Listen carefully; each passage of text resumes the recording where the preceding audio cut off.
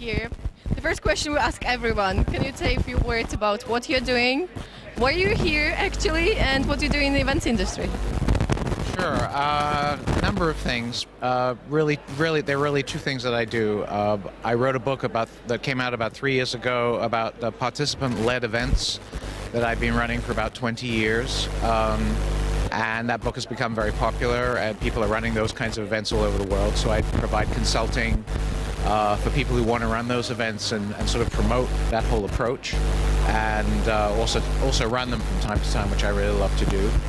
And then the other thing I'm doing right now is writing a second book about participation techniques that you can use to improve any conference session, improve the learning in the conference session, and improve the connections that happen inside the conference session, rather than having networking sessions just happening outside the official conference itself in the hallways. How you can actually bring that right into sessions to improve the conferences. And that book should be out next year. And I just did a workshop here at EIBTM yesterday on some of those techniques, and so that's my my current work. Can you tell a few tips for event organizers or the person actually? I know that's really hard. You can name the okay, let's say 3 main ones, the do's and don'ts for a successful event.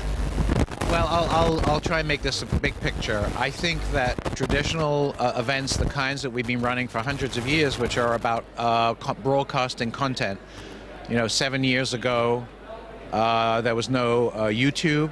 There was no TED Talks, online TED Talks. If you wanted to hear someone talk, you had to go physically and hear them talk, or buy a DVD 6 months later. And now there's so much content online, people aren't going to go to the traditional conferences anymore if they're designed the same way that they have been for hundreds of years.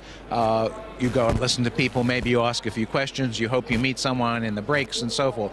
Those, what I would say for all meeting planners is you need to start moving away from those kinds of events. People are not going to come to them anymore. They're going to say, I can watch those speakers online. The networking at the event last year wasn't very good. I met one person.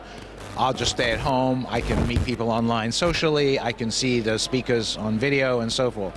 So I think that the kinds of events that I've been running for a long time are going to become very, very popular, and I would advise all meeting planners to investigate those kinds of events. You've got to respond to the huge changes that have happened, both in the rise of content online, and also the fact that we don't learn what we need to know to do our work the same way anymore. 30 years ago, people learned most of what they needed to know to do their jobs in the classroom, and now that's about 10% typically how we learn. We learn most of what we need to know to do our jobs socially, and our conferences need to reflect that. So that's one tip. That's kind of the whole design style of a conference, and I think it's really important. It's something that I'm promoting. Other things related to that are what to choose. I think people who are not using social media to create communities before, during, and after events are really missing out on that. There are some people who are doing it very well. There are some events that are doing it very well. Most events, in my experience, do not. I mean, EIBTM, the number of tweets here that have an EIBTM hashtag over the last 3 days, and this is a huge event, is less than some of the much smaller events with 100 or 200 people that I've been involved with over the last few years. And you can really create wonderful communities around social media. I meet most of the people these days I meet most of them online first, and then I meet them face to face. And I think, again, that's something that's going to happen more and more as social media becomes more and more parts of our lives, and meeting planners need to integrate that into what they do and their planning for the event. I'll stop there because those are 2 long answers. What else do you want to ask?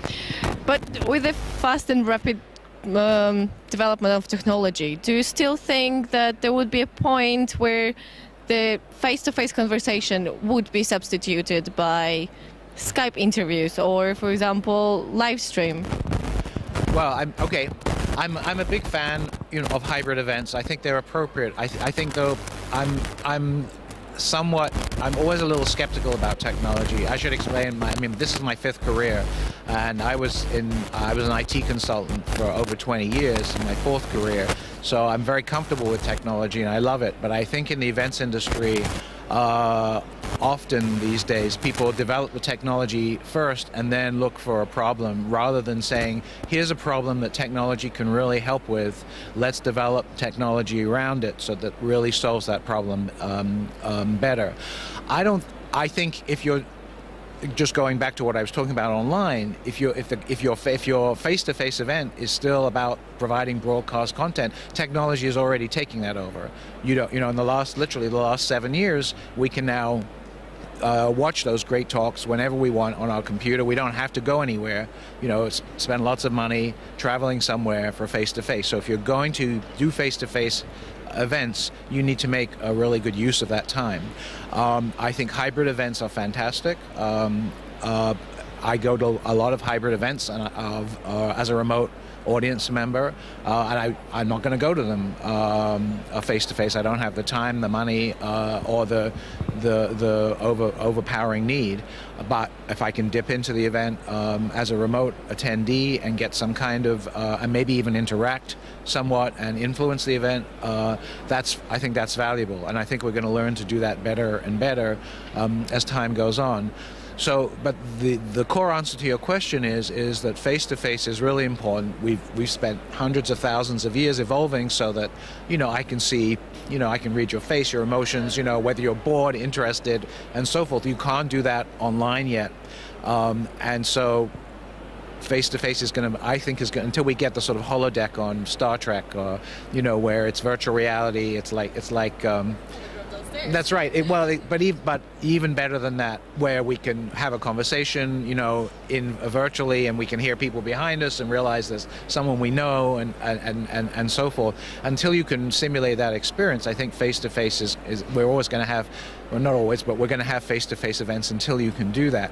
The crucial thing is to make sure that what happens at the face-to-face events is not the stuff that we've been programmed to do for hundreds of years. For most of human, professional organized conferences are a few hundred years old, and we've been doing them pretty much the same way for all but the last 10 years. And so that's why it's important to make those changes. But I think that technology, and technology is already obviously changing. The social media, which is technology, and there are many things that we use. The apps and so forth are great. Get rid of paper, much more convenient. These are all ways in which we're already using technology. They're obvious ways, but we have to always look at what the problems are, figure out how the technology can be used rather than the other way around. And for 2012, what's your best technology you think of? Or any kind of, for example, application, anything? What's your most useful for you? Well, I'll tell you, the most useful technologies for me for face-to-face are very low-tech or no-tech technologies. I run conferences, participative conferences that turn into what the people who come to them want them to be. In other words, because the participants drive what happens at those events.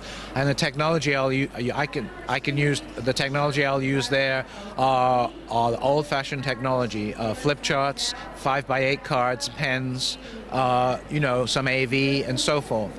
But there are things that one of my favorite technologies to use, for example, when a session is going on and you want to capture learning and ideas for everybody.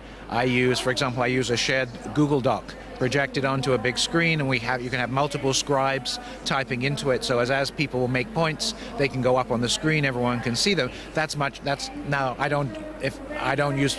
used to do that with flip charts. I think the Google Docs version is better. It's electronic. You can provide a URL afterwards. So that's a very simple use of effective technology that replaces something that's really core to, let's say, a group discussion. How do you capture what happens in that group discussion so that people can look at it, refer to it afterwards, and so forth. And a shared Google Doc projected on the screen is better technology than flip chart sheets, stuck up on the wall, which we've been doing for a long time. So I'm a big fan, but as you can tell, I'm a big fan of very low-tech solutions. And a lot of the best ways of actually improving learning during sessions are actually methods that don't have any technology at all. For example, voting. I'll just give you one other example. Vote. There are all these companies. There are all these companies that sell clickers for clicker voting. It costs money. People are sitting in their chairs going click, click, click. That's great if you're doing anonymous voting, which is rare. I think it's very rare that you have a conference session and you're asking people for their opinion, and you don't want anyone else to know who it is. What I do body voting, human spectrogram voting. You get people up and you have them move to, in the room, a place that represents a vote. I like this, go to that wall. I don't like it, go to this wall. I'm neutral, go in the middle. You see a spectrum. You can do all kinds of things with that. You can interview people along the spectrum to see what different opinions are about the topic you just asked. You can divide people into groups. People in favor. You can have a debate between those two groups. You can even create heterogeneous groups. Say you line people up by the number of years in the industry and have them count off. You can go 1, 2, 3, 4, 5, 1, 2, 3, 4, 5, and you'll end up with small groups for a later work that have a mixture of novices and veterans in whatever the conference topic is about. Very, very easily to do. People learn much better. They enjoy it much better. It's a lot more fun than pressing a button on a machine. Costs nothing. You just need a big room. So. And how did you start your journey with the meetings industry? I know that's a tough question. What answer do you want? I have been running events for 30 years. I have a PhD in elementary particle physics. I used to do research at CERN. The experiment I worked on actually won the 2009 European Physics Prize 37 years after I worked on it.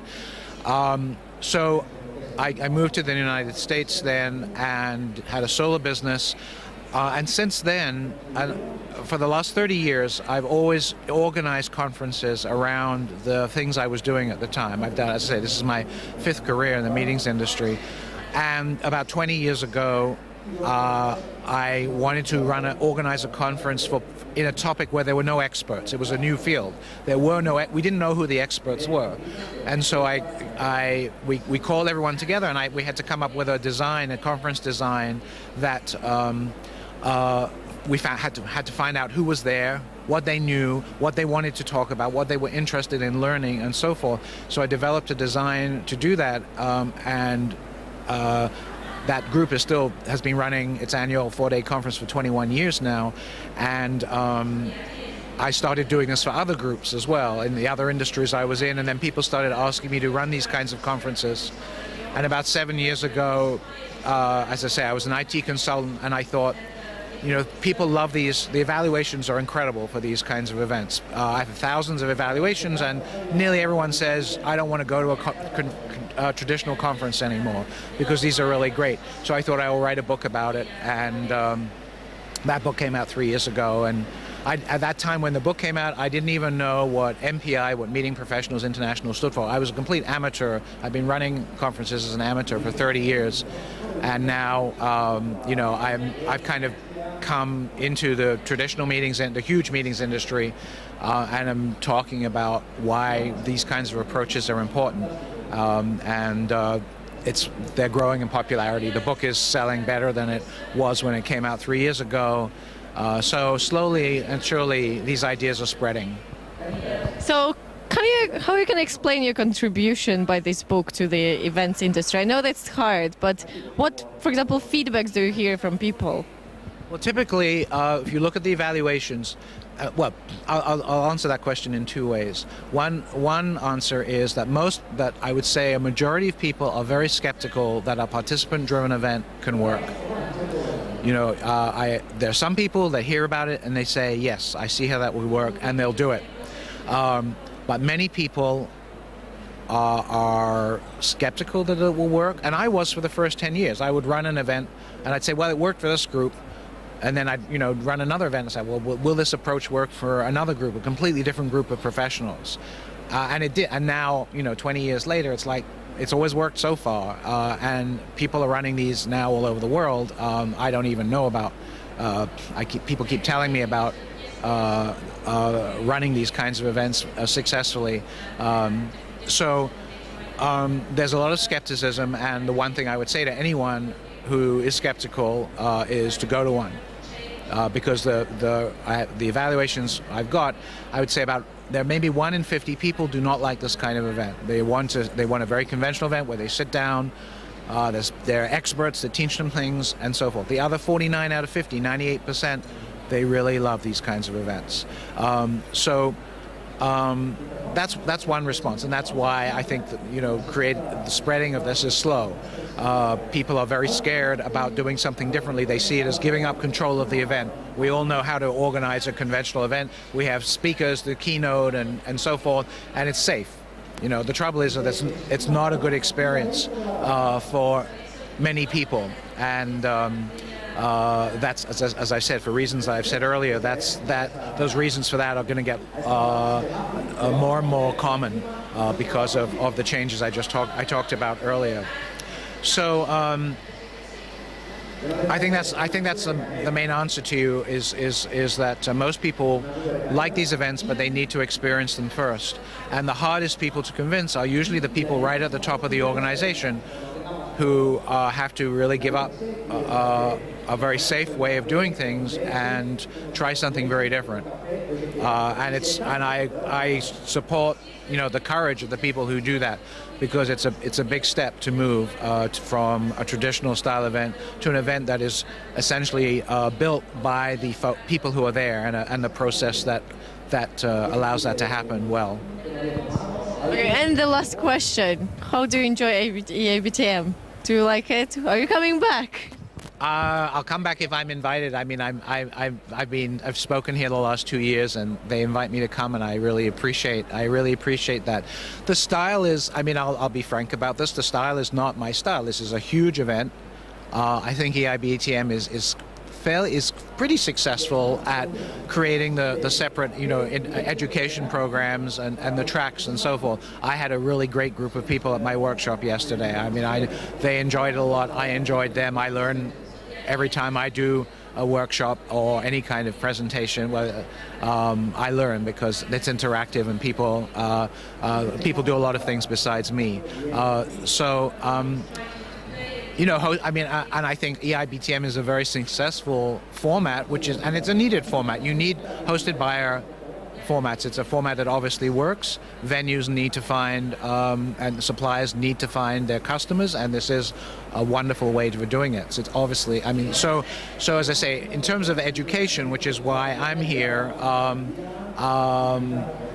that's a very tiny part of EIBTM. Let's be honest about that. But I think the organizers do that well. I really appreciate being invited to come.